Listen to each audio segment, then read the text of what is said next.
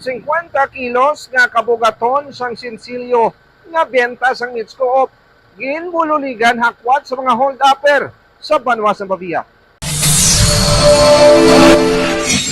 Ginbululigan sa mga sospek ang 50 kilos nga sinsilyohon nga kabugaton sang kwarta nga kinitaan sang Metro Iloilo Transport Cooperativo ng Mits Co-op matapos nga gin-hold up ang fuel tanker. Natabo ang krimen sa may barangay Pandak, Pavia sang Pebrero 10.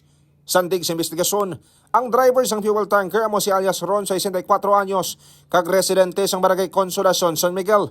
Siyang posible ginsaligan sang kompanya nga ginpadalaan sang ginabanta 300,000 pesos nga kwarta nga inogrimit kon tani. Nakasunod sa duwag aso ng sensilyo, mayaraman sang papelon nga kwarta kag ginkarga sa mga sospek sa Mitsubishi Mirage. Kung basihan sang pulis, hindi makaya sang isa lang katawo ang maghakwat sini.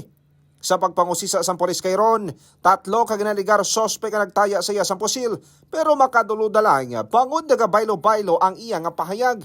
Kung basihan sa CCTV sa entrance point, makitaan nga naguna sulod sa irigasyon ng Mirage, sumunod ang tanker. 2 ka mga motorsiklo, kag nakita man ang mga ini pagawa sa irigasyon. Natumod naman sa pulis ang rider nga naka-yellow, nga isa ka ginaligar sospek nga aktibo nga empleyado sang Mits Co-op. Samtang padayon pa nga ginatumod ang driver sa Mirage, kag ang isa pa ka rider. Yung tina-identify po natin na isa na naka-yellow is nakita po natin na isa sila sa na nagtatrabaho po siya sa Mits Co-op.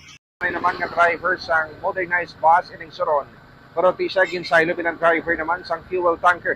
Tungod nga siya ang madugay na sa kompanya, posible nga ginsaligan na makadala sa saning nga nasabit nga kadako sang kantidad sang kwarta. Balik na nagikan sa Banwas ng Pavia, ako naman si K5 Aaron Repollo para sa Kampiyon na Balita, Serbisyo Publiko kang Kalingawan sa Iloilo, number 1 na kita, K5 Nusaka. Ang ining balita ang ginadulong sa inyo sang DTX Coffee Mix. Himo sa natural nga sangka pareho sang amarkuso, chia seeds, sugared cane extract powder. DTX Coffee Mix. Nakakapi ka na, naka-detox ka pa. DTX Coffee Mix. Mabakal sa mga butika.